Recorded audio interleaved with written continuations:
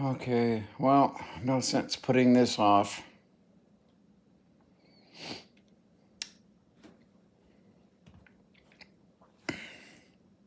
So this is hard for me.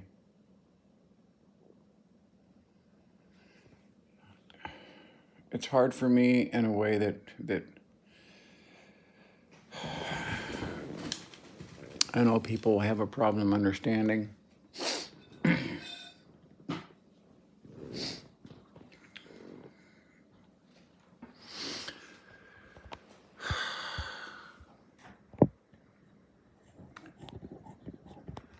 You see, not everything is good about my experience.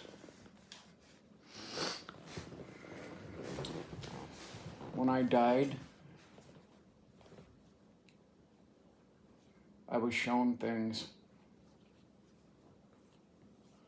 I was shown things that were so terrifying, so horrifying, so scary.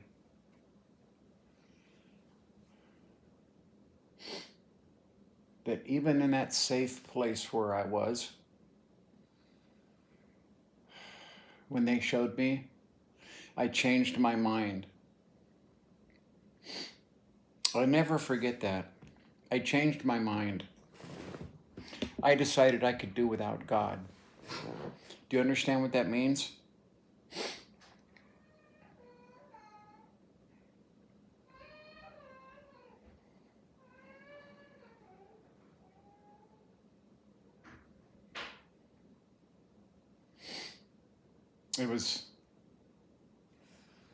It was a conscious choice because I was so terrified what they showed me.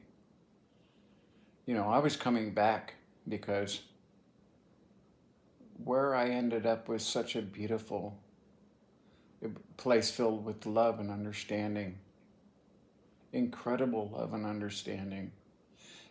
I had never even thought I would be capable of that much joy and love. But when they showed me God, they said, you have to go back or you can't have this. That statement haunted me my whole life.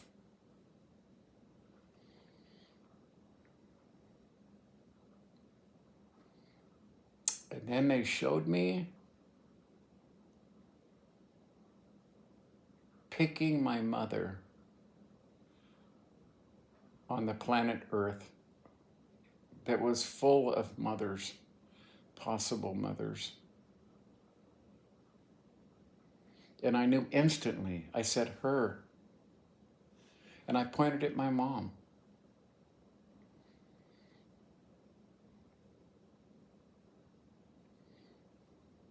And then they showed me my life right up into my drowning. I saw my drowning. And I saw my decision to go back. And then they showed me something else after that. They showed me some terrible, terrible, terrible things. Terrible things.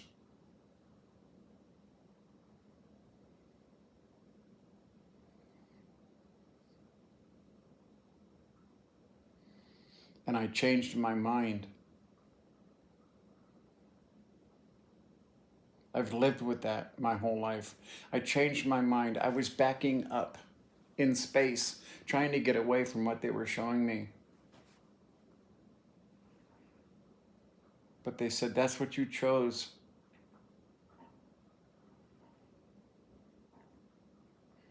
And the next thing I knew, I was back in my body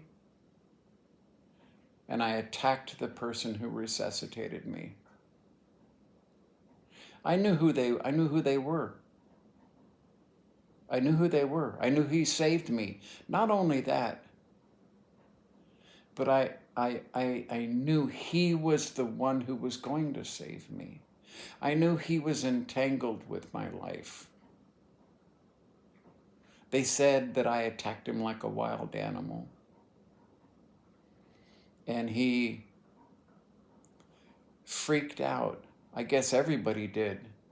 He freaked out and he turned and he walked away. And no one got his name. Nothing.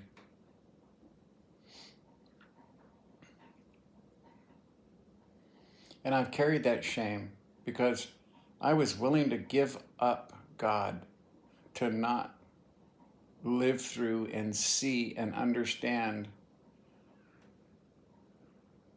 what I was going to know and experience in my life. I've spent half my damn life understanding the tragedy of mankind and how we've doomed ourselves to the most horrible of endings, where people end up eating people.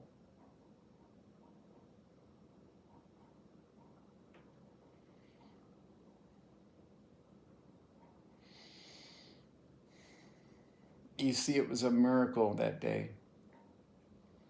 I talked about the people who crashed their airplane.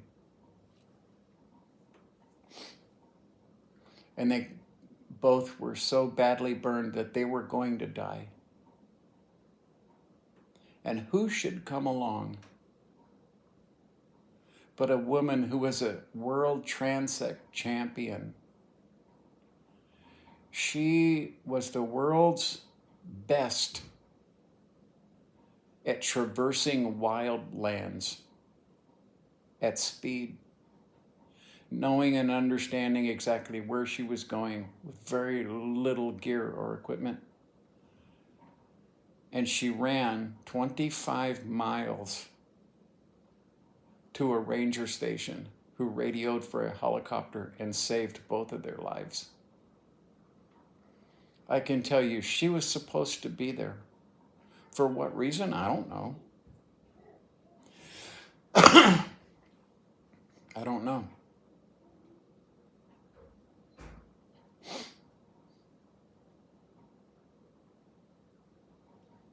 But she was supposed to be there. She was the only one that could have saved them. Those men were supposed to live.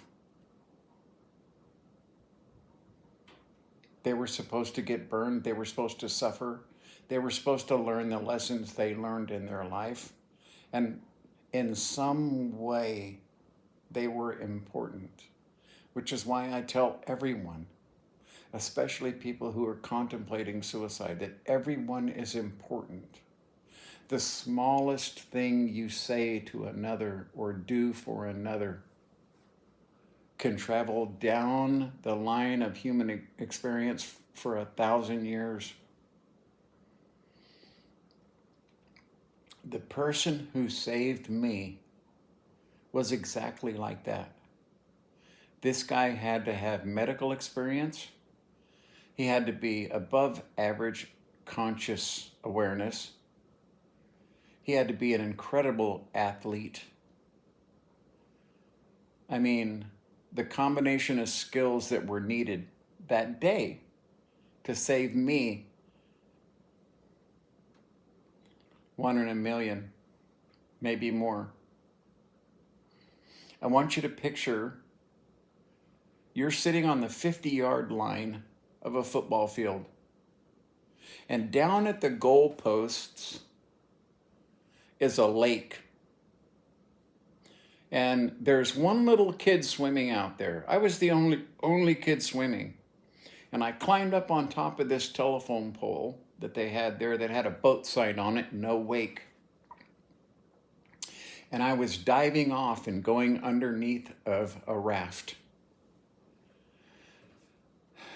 And the only reason I was there was for the watermelon. And my mom kept telling me, because it was a rainy day, she said, they're not going to be there. But my mom being my mom, she took me. If nothing else, just to visit with her friends. And I was a water rat. I would swim in ice water. It didn't matter. I'm swimming.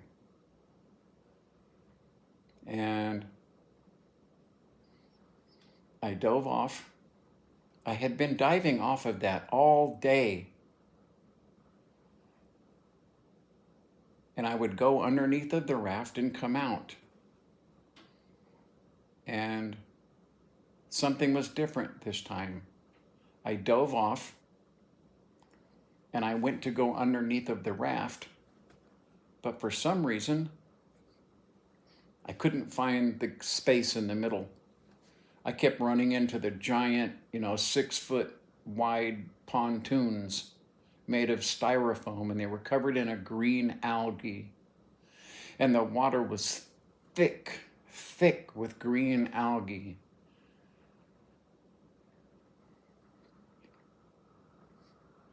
And I remember trying to see where the light was, because that's how I had always found my way out from underneath of this raft. It's really bright over here.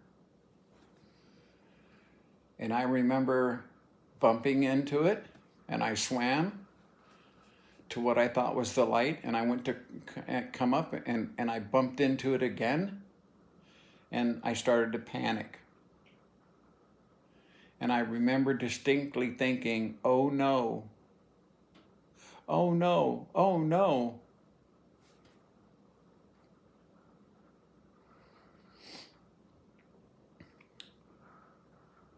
And panic was just overwhelming. And then it was like being hit by a truck. And I was in that place.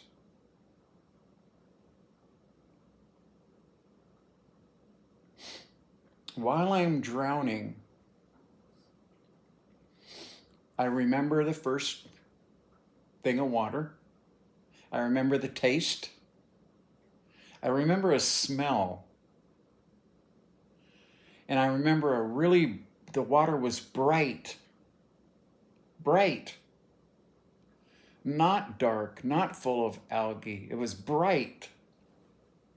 And in this really bright light was a little skinny little blonde boy. And he was floating with his arms down like this. And he was kind of just sinking downwards like this. Kind of almost with his feet a little lower. And his hair was waving in the water. And then I was in that place.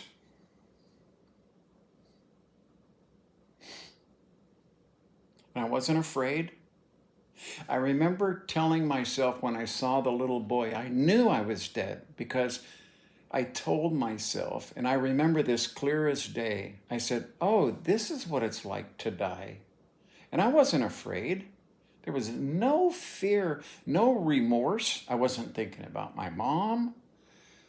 Nothing. Oh, this is what it's like to die.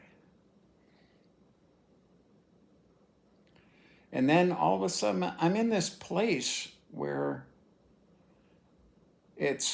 parts of it are obscured, because I could see almost all the way around me. And parts of it was obscured, and I floated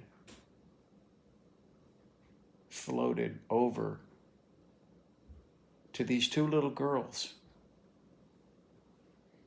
And they were in like Sunday dresses. And the older one was with the little one. And they were scared of me. They were very scared of me. I knew they were scared of me, that I scared them. And the older one said, you're not supposed to be here. And she had a face. The other one, I never did get to see her face. It was like obscured. She said, you're not supposed to be here. And right about then, these big shadows came. These big beings, they were giants. They came up around me. And it was the most wonderful, most beautiful experience. Even still to this day, feeling just the smallest, minutest little amount of that, I still have cravings for it. Cravings.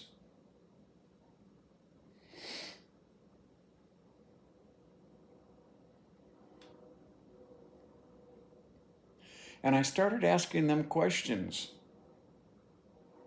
Why this? Why this? Why this? Why? One after another. And the questions I was asking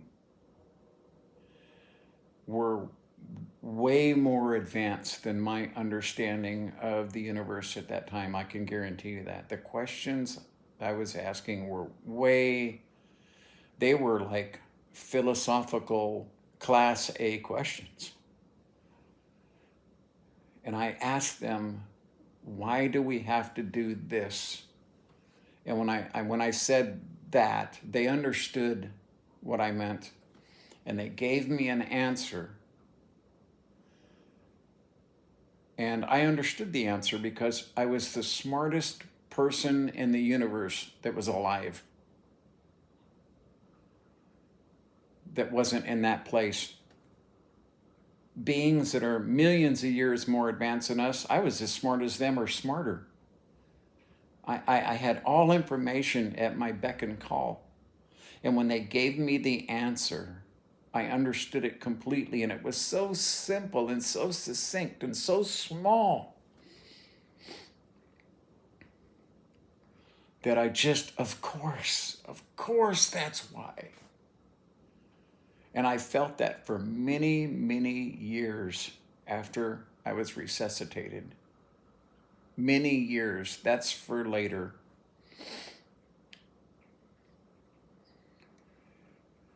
And I looked around at this garden, a park, and over on a bench on a pathway that was like made of gold, a golden light, was this being on a bench. And he had his head down, and he had a black hood on, and he wore black. And I asked him in a really happy, childlike voice, "Who's that?" I wasn't afraid of him, but I could feel his anguish and torment and anguish. And they said, "You know who that is? You know who that is?" And I didn't say, "No, I don't. I don't know who that is." No. I accepted that answer. But in truth, I don't remember if I knew who that was. That came later on in life. And as I'm asking them questions, they said, "But you have to go back." And I'm like, I don't know, I'm happy. This is the most wonderful place. And I was going to ask them why I had to go back. But I knew I wasn't going to get an answer. And in response to that mental question, they floated me over to two buildings. There were two little buildings, and they kind of reminded me of like Roman architecture with pillars and a door that wasn't there. It was just a square hole. And they walked me inside of this first little building. And inside of this first little building was a pedestal, and on the pedestal was a book. And I understood that I was being shown things in a way that I could relate and understand, even having all knowledge. And they opened up the book, and that's when they showed me, once again, picking my mom And they flipped all through the pages until they got to where I drowned. And that's where it stopped. And I said, well, I didn't say it. Things were done mentally. Okay, I had this question of who am I? Who am I? What am I? And they said, you were Laren before, you're Laren now, and you'll be Laren after. When they said you were Laren before, questions rushed into my mind. And the only answers that came, unlike every other question, was a blank wall of like swirling, like water, gray, swirling. And I didn't ask them, I didn't say, hey, could you move that so I can see, or any of that. But I knew when they said that you would be Laren now, what they meant was from that instant there until I went back and until my last breath. I knew that it meant that entire span, while I was there, while I'm here now, and until the day I die. And then they said, you'll be Laren after. And I knew that what they meant was that the reason they told me I had to go back was there was something I'm supposed to do. And the only reason that I chose to go back, that I chose to go with them, that I chose to go through this was they told me I had to go back or I couldn't have that. They didn't name anything, nothing. They simply turned me, and what I saw was, I can only describe it as a very beautiful, ornate wall, like a fence that went infinitely that way, infinitely this way. And on the other side of this was a pillar of light. And I knew instantly who that light was. And that where I was nothing compared to that light. The happiness, the joy, the knowledge was nothing compared to that light and the beings that surrounded it. And I knew I had to have that, or I would have never said I'm going to go back. I had all knowledge. I was being smothered in love and understanding, and it was just the most beautiful place. And it was nothing compared to that. And I knew I had to go back, but they fucking tricked me. They tricked me. That's how I felt, and it's how I felt for half of my life. It's why I attacked that guy who resuscitated me. Because after showing me right up until the point where I drowned, they showed me what my life was going to be like after. And it all started with a question that, again, another thing I'm ashamed of, is I asked if I would be rich.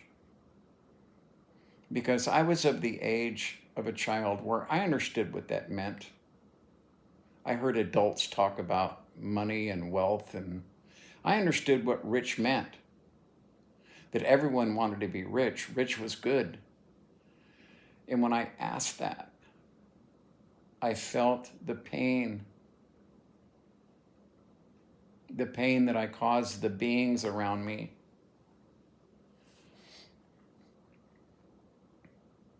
And I had all these pictures in my mind of big, giant, almost like castle-size houses with many servants and power, and they said no. And I wasn't really disappointed when they said that. I didn't all of a sudden break down and throw a fit or anything. I simply accepted it as a fact. What they said was, you'll be rich, but not in that way.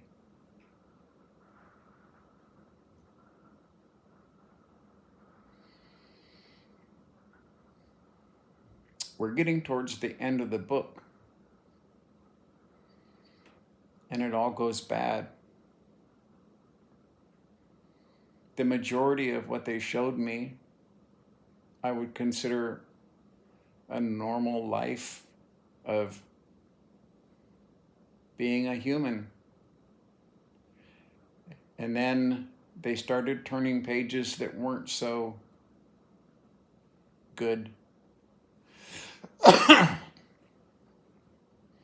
They started turning pages that horribleness, things that they stripped from my mind to protect me. It was so horrible that they protected me from this.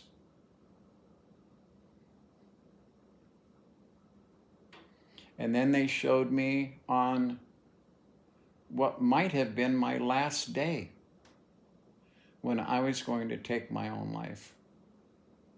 I had suffered too much pain and understood too much of the reality of the world, the pain and the suffering that man causes man. I was ready to end it because I knew where I was going. That was a selfish choice. That was the most selfish choice ever.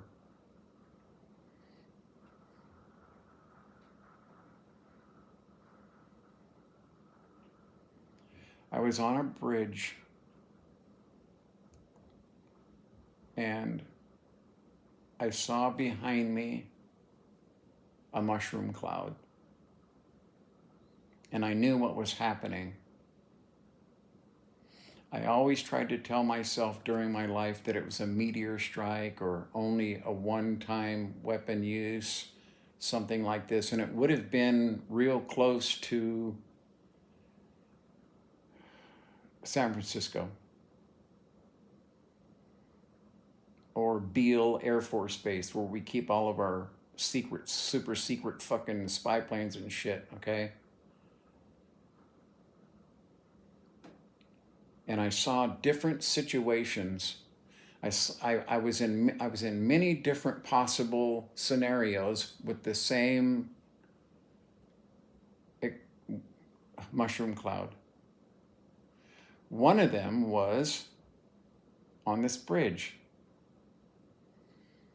And I chose that one. I chose that vision to focus on. And what I saw was me being a selfish dick, jumping off of the bridge in a last tiny little ditch effort to save myself. At the moment that I'm sitting someplace going to commit suicide, at the same time, when this event happens, I'm going to do the survival instinct that we all have welled up in me. And I knew that water was the best protection against radiation, which tells you it wasn't a meteor. And I remember jumping, and when I landed in the water, I saw another flash go off. And you have to remember that, there's Naval Weapons Station, the submarine bases in Vallejo and all that are right there. That's definitely places that would get nuked. And as the water lit up, I saw the superstructure sinking around me. And I knew that what I had done was the wrong thing. And then the other scenario that I looked at was together with this one. And in this scenario, I was on the same bridge, And the way I arrived there was like having a view. And I could see a bridge in front of the Carquinez Bridge. And the freeway here was empty. And parked in for some reason, I was focused like this, moving along as I'm moving. And I see this gold sports car, the most badass fucking car you could ever imagine, sitting in the fast lane, empty.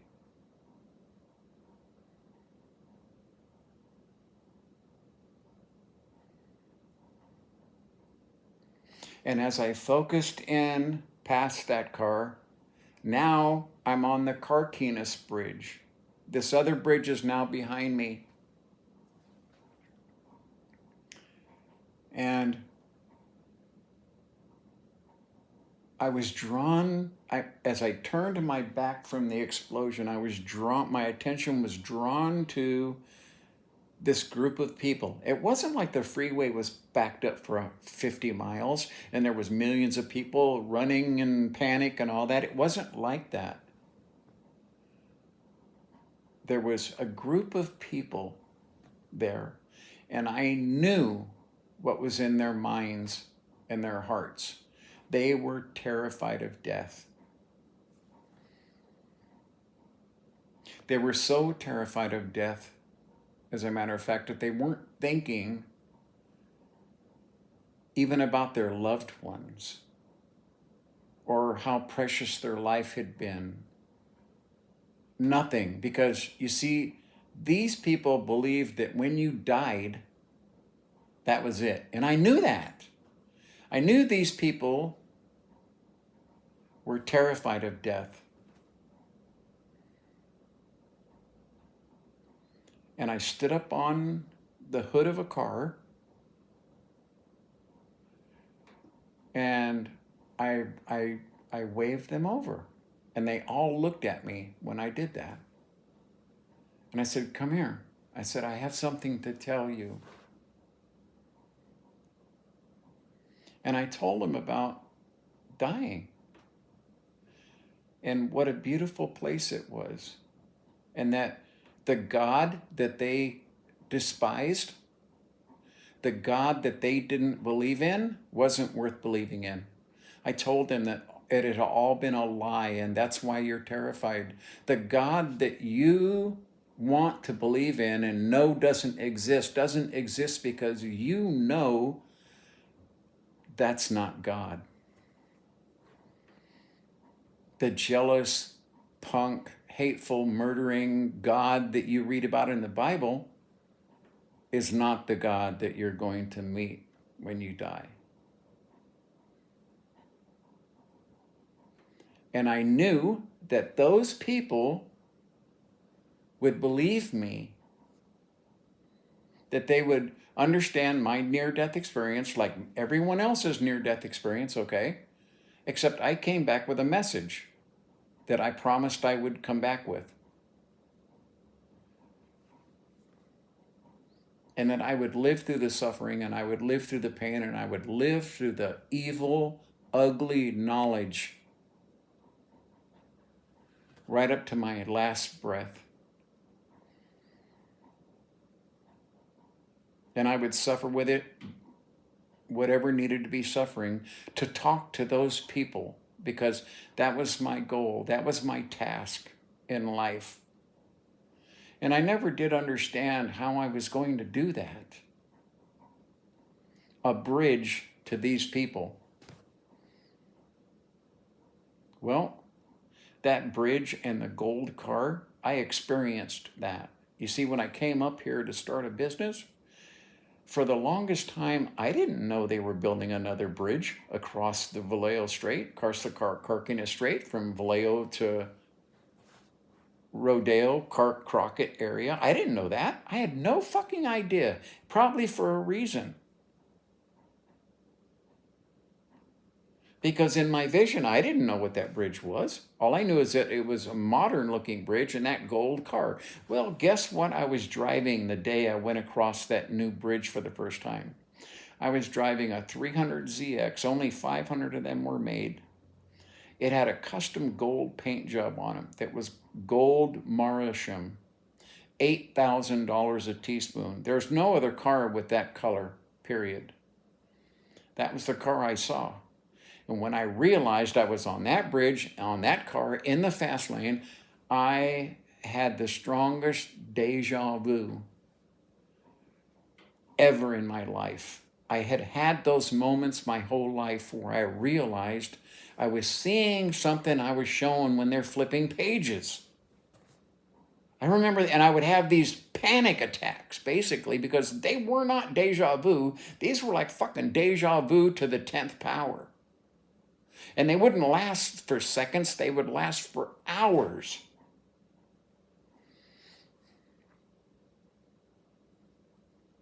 Thought I was going to have a fucking heart attack. My heart almost leaped out of my chest because I'm like, I'm here. And I was waiting for that fucking flash. I was 100% positive that I was going to see that flash. And it didn't come.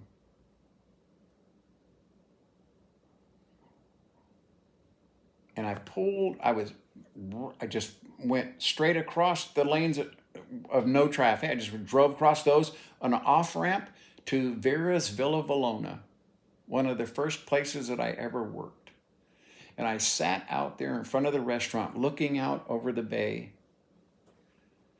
And I smoked cigarette after cigarette after cigarette. I went down to visit friends. I never did. I turned around and I came straight back home and told my wife about what had happened. Because I had told her about my near-death experience. I told her about the bridge. I told her about everything. And she says, that's why you're still alive. Because she knows the things I'd done in my life, anyone else would be dead.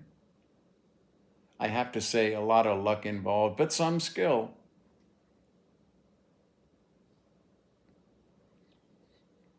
That was 20 years ago, 20 odd years ago, and I have not had a single moment of deja vu like that since. That was it. That was a why in my life. And I believe it took my wife, Katie,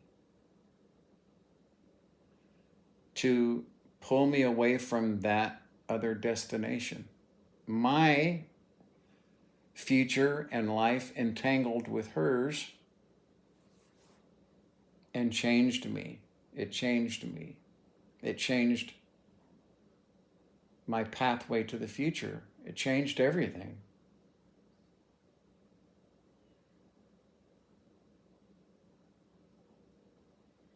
And when I came home, I started piddle fucking around with social media, YouTube, that kind of thing. And I didn't understand what I was doing at the time until one day it hit me. This is the bridge. This is the bridge between me and you. And for one thing, it was a relief because, well, there's only 25 or so of you. It's not a big responsibility. It's not like I have to save the fucking world. Thank God. There's just these certain people here that are important that they know now what comes after you die. And that there's nothing to be afraid of because the God that's there is not the God of man. He's not the God of religion. He's not the God that murders and pillages and burns you in a lake of fucking fire, okay? That's man's God to control man.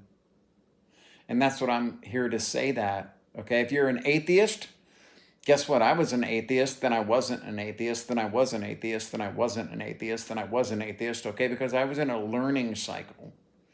Know thy enemy and know thyself. And you need not fear the results of 100 battles.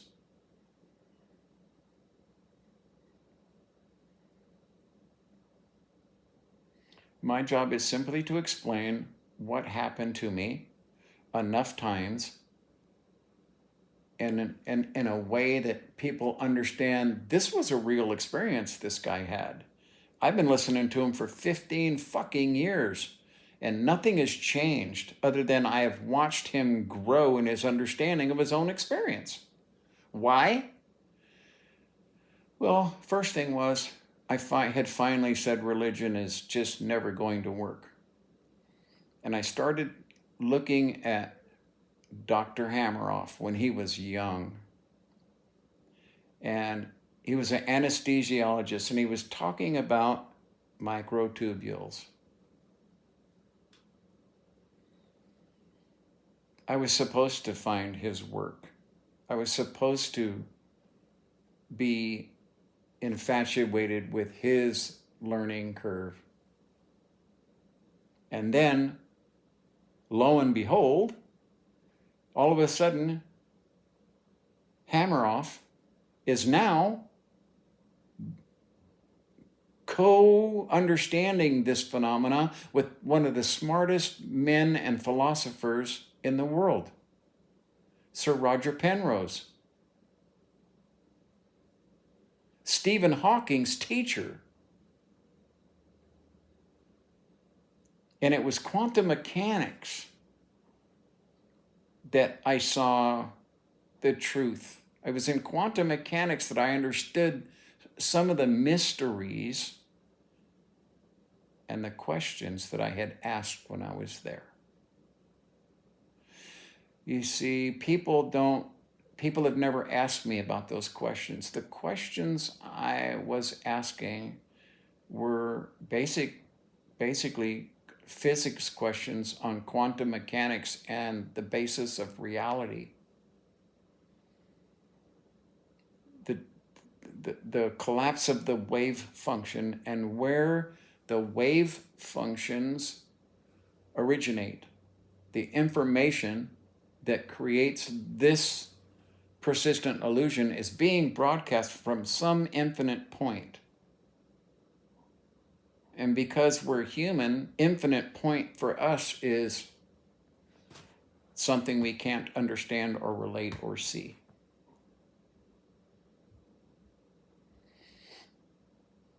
Everybody is important. The poorest person on the planet to the richest person on the planet has a role to play. Mine is to simply tell people in my own words as many times as I can that what comes after this life is permanent. That in order for you to become a corporeal quantum entity, you have to live here. This is what does it. This is the birth canal for the next birth. And that birth is into a place that is information. It doesn't work the way this does with collapsing wave functions and all that, okay? It's so beyond understanding that when you're there, you're shown that place in a way you can understand. Everything is, allegorical. Everything is explained in a way that you can understand.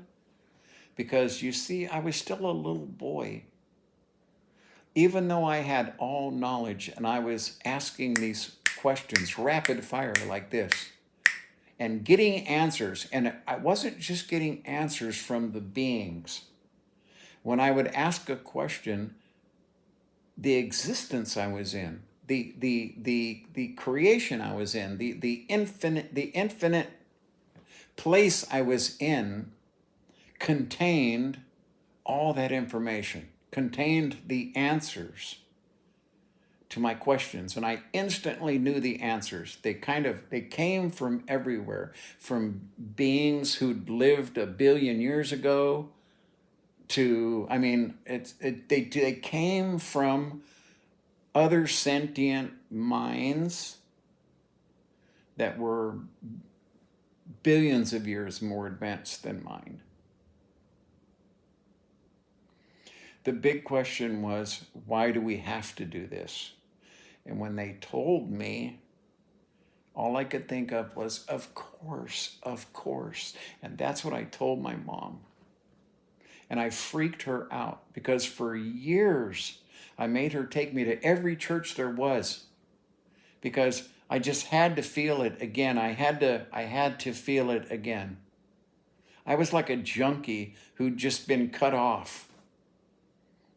Until one day she told me very passionately, Laren, what you're looking for does not exist here.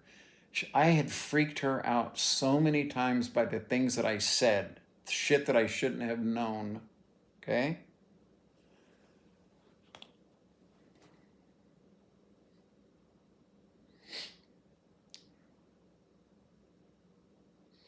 The man who saved me, it was a miracle. He was supposed to be there, just like I'm supposed to be here right now. Just like that woman was there for those two guys. We're all interconnected. We're all interconnected. And we won't be able to realize or understand that until we shed this physical body. And we do that by having our microtubule system break down, and the quantum energy that is contained within your microtubule system escapes. And it doesn't escape into the air. It escapes into the dimension that's right next to us. It's so close that, it's less than a Planck space away.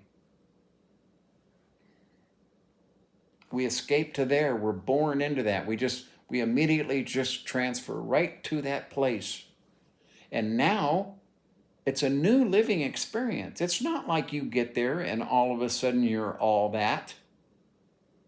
Because what they showed me was that there's more than one place there. There's the place you go when you're going to come back, and then there's the place you go when you're with God. So there's more to that whole thing that's above my pay grade, and I don't completely understand. I've struggled with it my whole life. The guy on the bench, that was me. That's the bad things I've done in this life that I will be sorry for. Those are the things that I will make myself atone for on my last day. That is what I will look like when I arrive there before I'm cleaned. The two little girls, I have a theory about that. I saved my great-granddaughter from choking to death one night. And I knew that had I not been there, 100%, if I hadn't been there, she would have choked to death. They wouldn't have got her to the hospital in time and she would have died. And her mother would have committed suicide because I told her, not 5 minutes before that, do not feed her that. She will choke to death on that. I told her that. Don't feed her that. She will choke to death on it.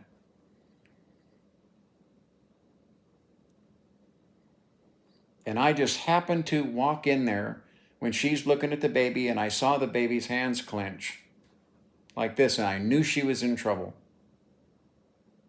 And I stuck my finger in her mouth, and I reached, and I knew what it was. I knew it was that fucking toast.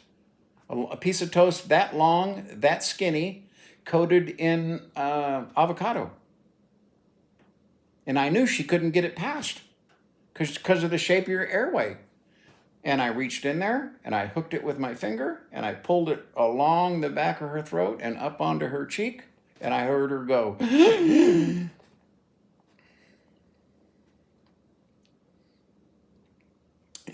I picked her up because I was so mad at Harmony. I picked her up and I ran into the next room, and I was just holding her because she was in panic mode. And I was in panic mode because I knew what had just happened. And I knew that had I not walked up there into that room at that moment, that things might have been different. And that's why those little girls might have been there. Because the little girl that I couldn't see her face stayed with her mommy. Because her mommy took her own life. because she knew she fucked up. That's my theory. Could be wrong, but that's what I feel inside, deep inside, that's true. And that I was supposed to be there, period. Never forget, we all have something to do, no matter how down you are in life, no matter how poor you are, no matter how downtrodden or how much pain you're in, you are important to this existence. More so than you could ever understand. The smallest little thing, you don't have to save someone's life. The smallest little thing, okay, can make a difference.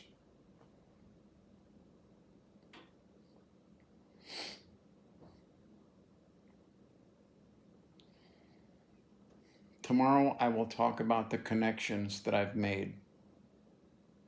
The connections that were made and broken, made and broken, made and broken with religion, and why I despise it so much. Why I understand it's part of the evil that will destroy mankind. No matter what earthly religion you're a part of, you will contribute to the destruction of mankind. You have nothing to do with the God of creation, the God of this universe, not the God of earth, who only had one son that he gave for your sins, so you can fuck up tomorrow and just be forgiven just by asking.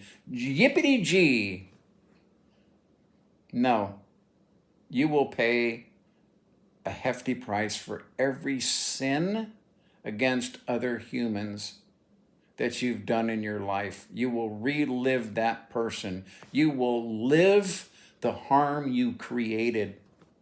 Not like reading a book or seeing a movie or a vision. No, you will be that person.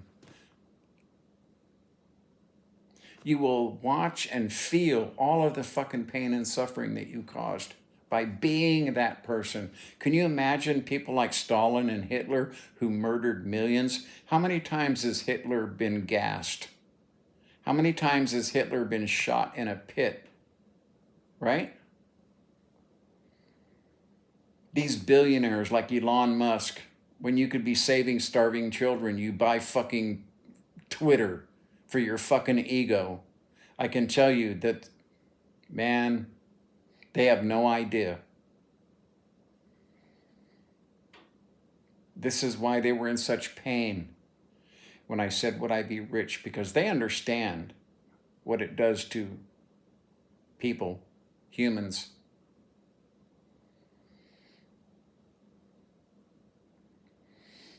I believe when they said you'll be rich, but not in that way. I think it just has to do with the love that I have surrounding me and my understanding of the truth of this world.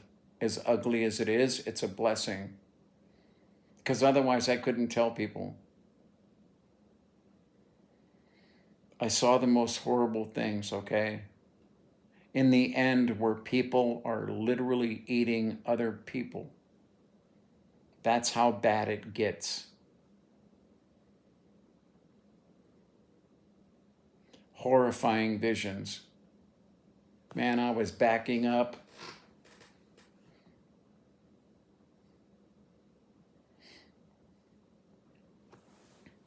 This is why I tell people, don't sub to my page, because what I have to say isn't fucking pretty, and most people know that, okay? The rest of it is just, me blowing off steam or getting my therapy session in. But what I'm telling you now, I'm dead serious, is the truth. It's like any other near-death experience. They're life-changing, but I was a kid. I wasn't an adult. How many child near-death experiences have you ever read about or heard about? As far as I know, I'm the only one. I haven't seen any other child near-death experiences that were like mine.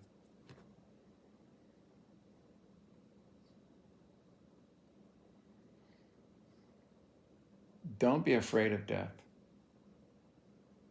What comes next is forever, and it is so beyond anything you could comprehend or understand. It is the end of all pain and suffering in this form.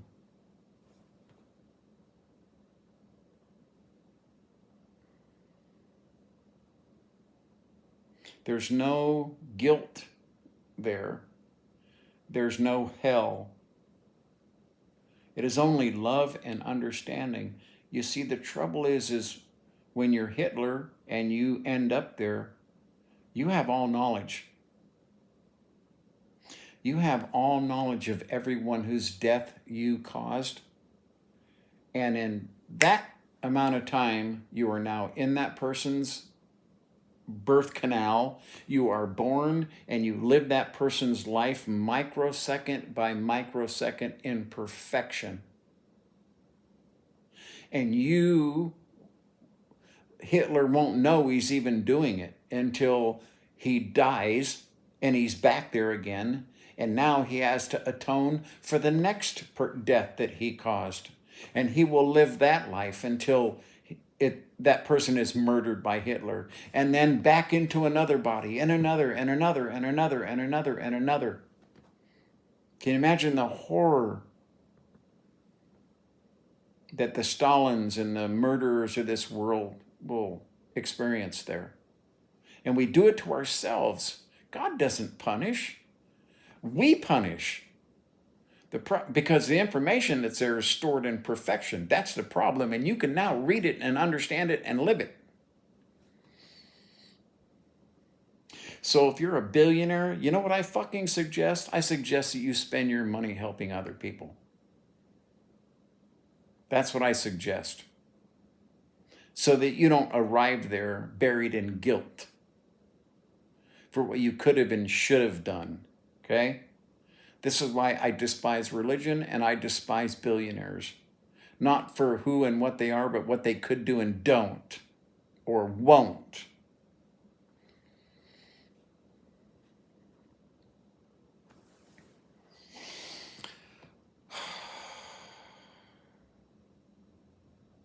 It always feels better after I talk about it.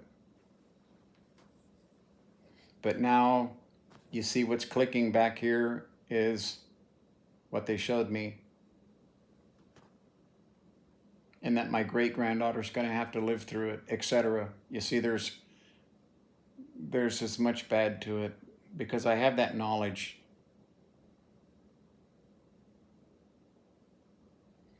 Help others. It doesn't take much. Just the tiniest little help to someone who needs your help. Someone that you don't know. I tell people, donate to St. Jude's Children's Hospital or Shriners because I know where the money goes. Okay, don't contribute to fucking criminal rapist people who will suffer like Donald Trump. Why would you fucking send a dime to that man when you have some kid dying of cancer in the hospital who needs your money?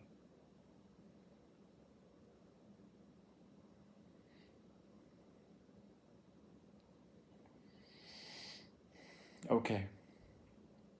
So I think my next video, I want to talk about the physics of death, the microtubule system. I've tried to tell people, could you please read Hameroff and Penrose?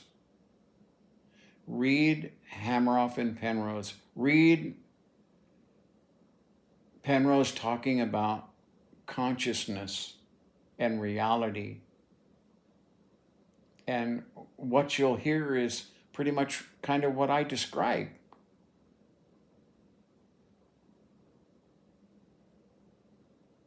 Our souls, our quantum being, that's the real person. This physical trash here is just garbage.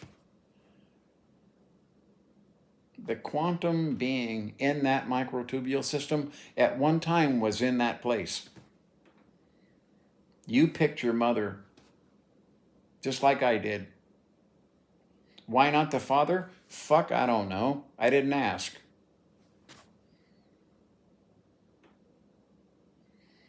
But I want you to go read Hameroff and Penrose on microtubules, every page that you can get your hands on, okay? and it will give you a much greater understanding of the reality that is reality and not what your local pastor is telling you in church, okay? That's some lying bullshit. What a fucking gig they have. I cannot stand them. And they don't like me either because I tell them the truth. And they don't like hearing the truth because I know exactly what to say to them to get under their skin. They don't like me. And I tell them, and my family knows, if you get some holy rollers that come to the door, you send them back to my room. Say, oh, you want to talk to my grandpa? He's been studying this his whole life. Go talk to him. And by the time they leave my room, they have a new perspective on religion. And they don't come back. Okay? So, anyway, you 25 people out there, I love you for giving me purpose in life. Okay? For allowing me to understand that and to be part of your life, no matter how little it is, okay? But if you find this video and you relate to this video and you go and study the things I'm telling you to study, and if you donate to St. Jude's like I'm telling you to donate, then you must be one of those people, okay? Good night.